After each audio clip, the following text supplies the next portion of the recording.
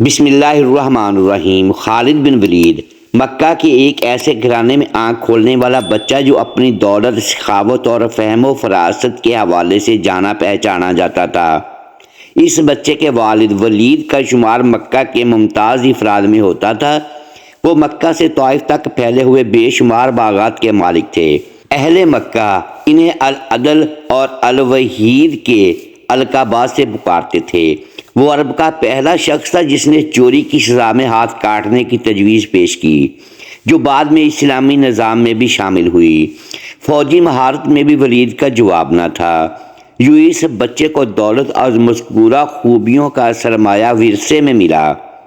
بچے نے بڑے شاہانہ انداز میں پرورش پائی۔ اس کے باوجود اسے مردانہ کھیلوں اور فنون حرب و ضرب سیکھنے کا جنون تھا۔ اس نے گھڑ سواری، شمشیر زنی اور تیر اندازی بچپن میں ہی سیکھ لی تھی۔ کشتی اور نیزہ بازی میں بھی اس کا کوئی ثانی نہ تھا۔ لوگ اسے میدان کا جادوگر کہتے تھے۔ ان خدا داد صلاحیتوں کے مالک کا نام خالد بن ولید تھا۔ میدان کھیل کا ہو یا جنگ کا، آپ اپنی ذہانت اور مہارت سے پانسا اپنے حق میں پلٹنے کے ماہر تھے۔ حضرت خالد نے کشتی میں مکہ کے بڑے نامور پہلوانوں کو پچھاڑا۔ ایک بار مکہ میں کشتی کے مقابلے ہو رہے تھے۔ حضرت عمر فاروق، جن کا شمار شہر کے نامور کشتی لڑنے والوں میں ہوتا تھا، آپ کے مقابل تھے۔ دونوں ایک دوسرے کو پچھاڑنے کی بھرپور کوشش کر رہے تھے۔ مقابلہ کافی دیر سے جاری تھا، فیصلہ نہیں ہو رہا تھا۔ اچانک حضرت خالد کا داؤ چل گیا۔ انہوں نے اپنے ماموزاد حضرت عمر فاروق کو اٹھا کر زمین پر گرایا، جس سے حضرت عمر فاروق کی پنڈلی کی ہڈی ٹوٹ گئی اور میدان حضرت خالد کے ہاتھ رہا۔ قبول اسلام سے پہلے حضرت خالد بن ولید اسلام کے سخت مخالف تھے۔ آپ اسلام اور مسلمانوں کو نقصان پہنچانے کی ہر ممکن کوشش کرتے اور میدان جنگ میں مسلمانوں کے خلاف پیش رہتے تھے۔ جنگ احد میں فتح یاب مسلمانوں کو شدید نقصان پہنچانے والے خالد بن ولید ہی تھے۔ ذہانت، حاضر دماغی، حالات کا تجزیہ کرنے اور جنگی حکمت عملی میں آپ کو کمال حاصل تھا۔ اس ذہانت معاملہ فہمی اور جنگی سوجھ بوجھ نے حضرت خالد کو کچھ عرصہ سے عجیب ذہنی کشمکش میں مبتلا کر رکھا تھا۔ یہ 628 ہجری کا موسم بہار تھا۔ پودوں پر کلیاں پھول بن کر کھل رہی تھیں، بازاروں میں رونق بڑھ رہی تھی۔ حج کا زمانہ قریب آ رہا تھا، اسی لیے عارضی دکانوں اور ٹھیلوں نے شہر میں چہل پہل بڑھا دی تھی۔ لیکن عجیب بات تھی کہ اس بار بنی مخزوم کا شہزادہ خالد کچھ اداس اور کھویا کھویا تھا۔ وہ شہر میں منعقد ہونے والے جسمانی اور جنگی کھیل تماشوں کے مقابلوں سے بالکل لا تعلق تھا، جن میں وہ ہمیشہ بڑھ چڑھ کر حصہ لیتا تھا۔ اس کی سوچ کا محور اسلام کی ہر روز بڑھتی ہوئی طاقت تھی۔ حضرت خالد بن ولید سوچ رہے تھے کہ اب تک اسلام کے مخالفین نے مسلمانوں کو میدان جنگ میں 28 بار للکارا ہے، لیکن اپنی تمام تر عددی برتری اور بہتر جنگی ساز و سامان کے باوجود ذلت اٹھائی۔ کبھی آپ کے ذہن میں جنگ بدر کا نقشہ پھرنے لگتا، جب معمولی ہتھیاروں سے لیس 313 مسلمانوں نے ابو جہل کے لشکر کو شکست فاش سے ہمکنار کیا تھا۔ کبھی جنگ احد میں مسلمانوں کی ثابت قدمی اور جانثاری آپ کی آنکھوں میں پھرنے لگتی، تو کبھی حضرت خالد چشم تصور سے مکہ کے ناقابل شکست پہلوان اذکار کو رسول اللہ صلی اللہ علیہ وآلہ وسلم کے ہاتھوں خاک چاہتے ہوئے دیکھتے۔ آپ کا ذہن اور تجربہ بے سر و سامان مسلمانوں کی ان عظیم فتوحات کو سمجھنے سے قاصر تھا۔ کبھی کبھی آپ سوچتے کہ کیا مسلمانوں کے ساتھ کوئی غیبی طاقت ہے کیا محمد صلی اللہ علیہ وآلہ وسلم واقعی اللہ کے رسول ہیں؟ اسی کشمکش میں کئی ماہ گزر گئے۔ صلح حدیبیہ کو 1 برس بیت چکا تھا۔ معاہدہ کے مطابق رسول اللہ صلی اللہ علیہ وآلہ وسلم اپنے جانثاروں کے ساتھ عمرہ کے لیے مکہ میں داخل ہوئے۔ حضرت خالد بن ولید الجھے ذہن کے ساتھ مکہ سے نکل گئے تاکہ وہ شہر میں مسلمانوں کے داخلے کا منظر نہ دیکھ سکیں۔ مکہ میں 3 روزہ قیام کے دوران نبی کریم صلی اللہ علیہ وآلہ وسلم نے خالد بن ولید کے بھائی ولید سے فرمایا، افسوس خالد میرے پاس نہیں آیا، اگر وہ آتا تو ہم اس کا خیر مقدم کرتے۔ خالد جیسے شخص کو اسلام سے دور نہیں رہنا چاہیے۔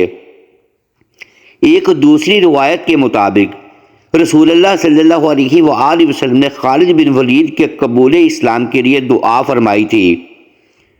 حضرت ولید نے اپنے بھائی کو بہت ڈھونڈا لیکن ان کا کچھ پتہ نہ چلا۔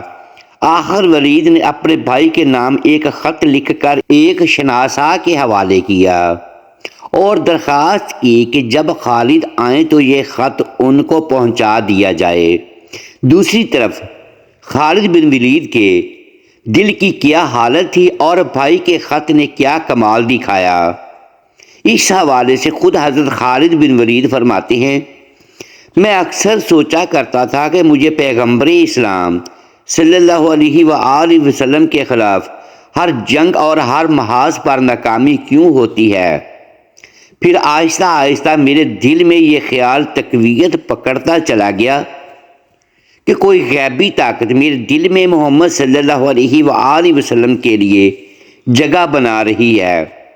پیغمبر اسلام جب عمرہ کے لیے مکے میں تشریف لائے تو وہاں سے میں نکل چکا تھا، جس پر میرے بھائی نے مجھے خط لکھا جس میں تحریر تھا، مجھے تعجب ہے کہ تم اسلام سے اس قدر نفرت کرتے ہو، حالانکہ تمہارے جیسا عقل مند آدمی کبھی اسلام سے دور نہیں رہ سکتا۔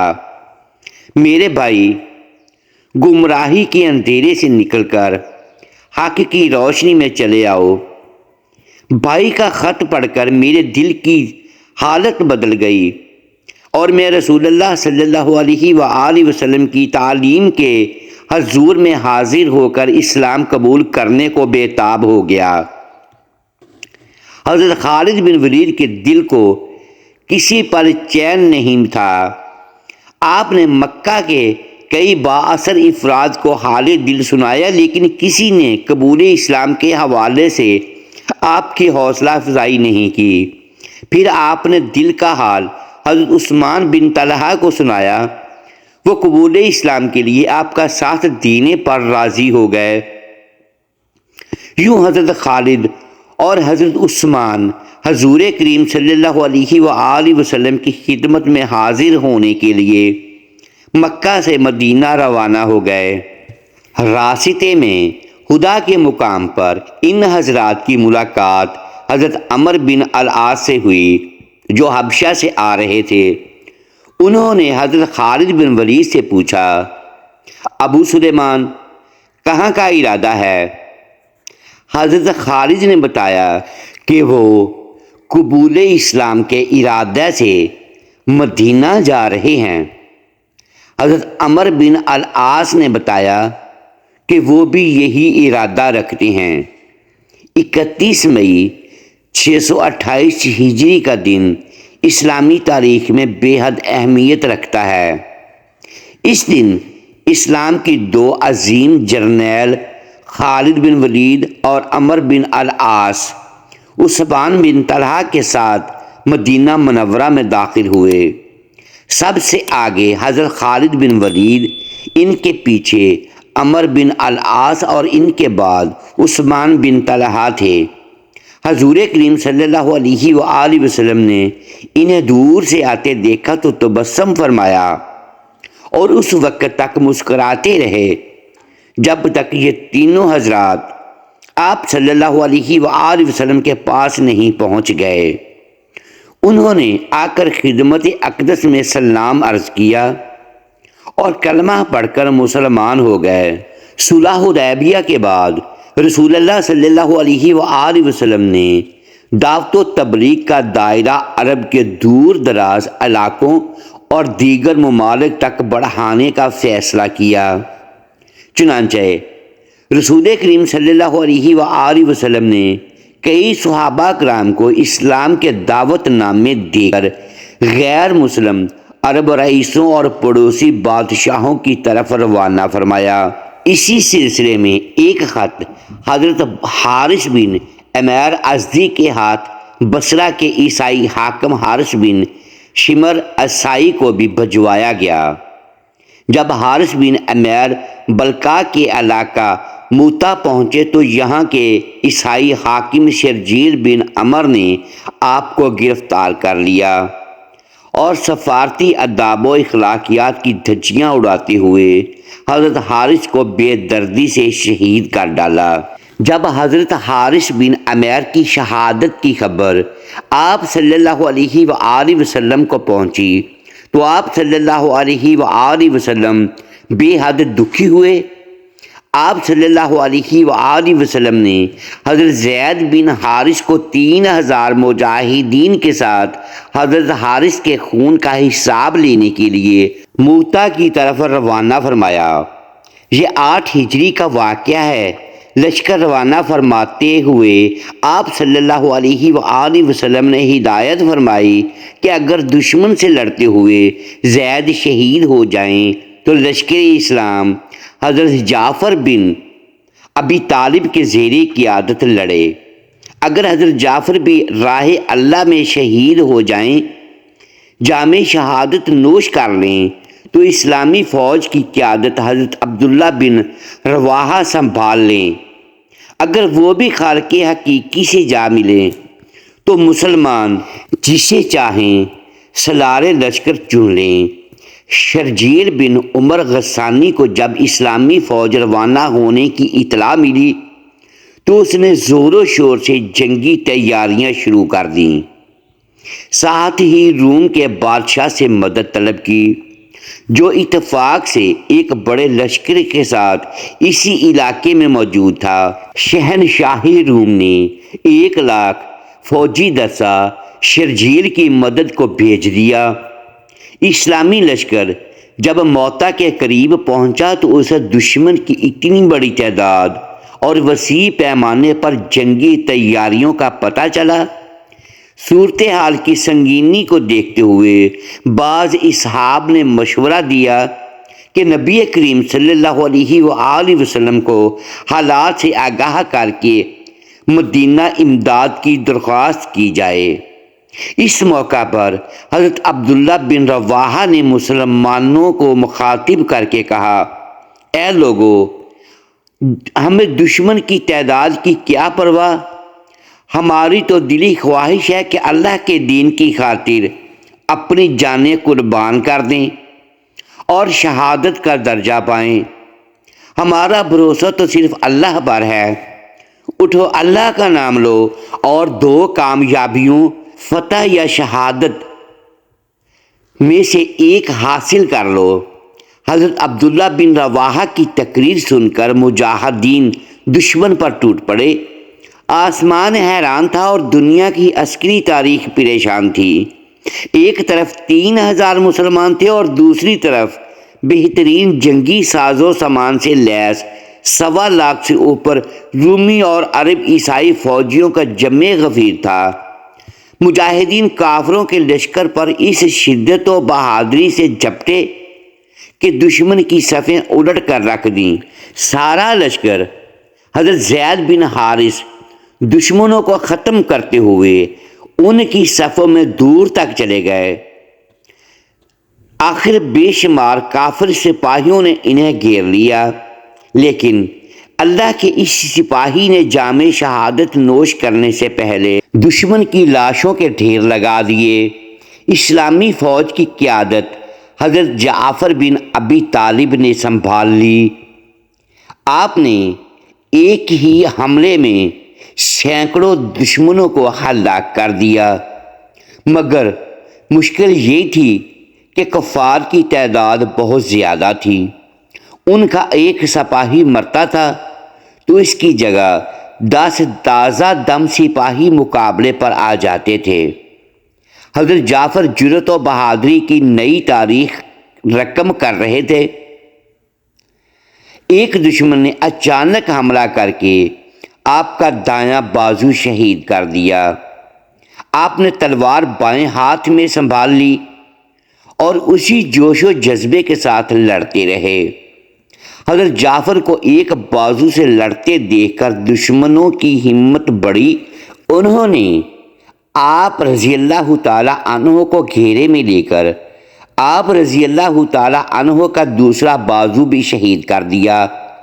پھر اس مرد مجاہد پر بیک وقت کئی وار ہوئے اور آپ کی آرزوئے شہادت بھی پوری ہو گئی۔ حضرت جعفر رضی اللہ تعالی عنہ کی شہادت کے بعد حضرت عبداللہ بن رواحہ نے اسلامی لشکر کی کمان سنبھال لی۔ آپ نے قیادت سنبھالتے ہی دشمن پر ایسے ہی غضبناک وار کیے کہ جو سامنے آیا جان سے ہاتھ دھو بیٹھا۔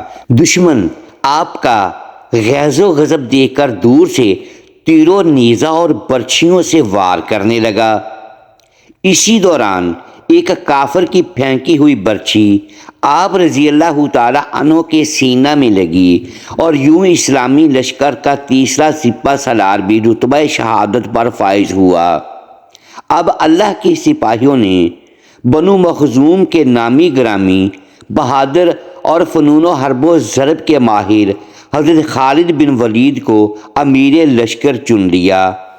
اپنی آنکھوں کے سامنے رسول اللہ صلی اللہ علیہ وآلہ وسلم کی تعلیم کے منتخب کردہ 3 سپہ سالاروں کی شہادت نے آپ رضی اللہ تعالی عنہ کو اس قدر مشتعل کر دیا تھا کہ آپ دشمن کی تعداد کو خاطر میں نہ لاتے ہوئے ہر قسم کی احتیاط بالائے طاق رکھتے ہوئے دشمن پر ٹوٹ پڑے۔ دشمن جائے پناہ ڈھونڈنے لگے، جو سامنے آیا جان سے گیا۔ آپ کے غیظ و غضب، زور بازو اور حملے کی شدت کا اندازہ اس بات سے لگایا جا سکتا ہے کہ آپ نے اس روز لڑتے ہوئے دشمن پر 9 تلواریں توڑ ڈالیں۔ 10ویں تلوار نے اس روز لڑائی کے اختتام تک ساتھ نبھایا تھا۔ محترم ناظرین، امید ہے آج کی یہ ویڈیو آپ کو پسند آئی ہوگی۔ ناظرین گرامی، اگر اس ویڈیو میں دانستہ یا دیدہ دانستہ الفاظ کی درستگی ہم نہیں کر پائے تو ہم آپ سے معذرت خواہیں اور اللہ کے حضور معافی کے طلبگار ہیں۔ محترم ساتھیوں، ویڈیو کو لائک کیجیے اور اپنے اس چینل کو سبسکرائب لازمی کیجیے اور بیل آئیکن پریس کر دیں تاکہ ہر نئی آنے والی ویڈیو آپ تک بر وقت پہنچ سکے اور ہماری حوصلہ افزائی ہوتی رہے۔ شکریہ۔ اللہ حافظ۔